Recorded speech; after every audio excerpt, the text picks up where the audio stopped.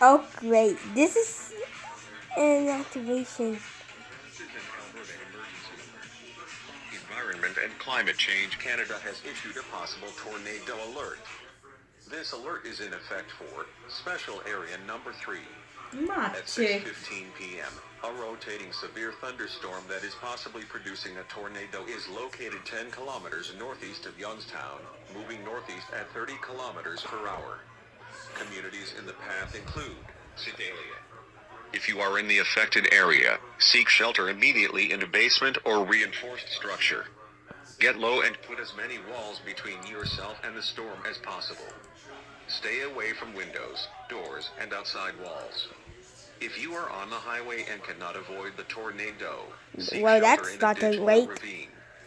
For details, visit www.emergencyalert.alberta.ca or stay tuned to local media.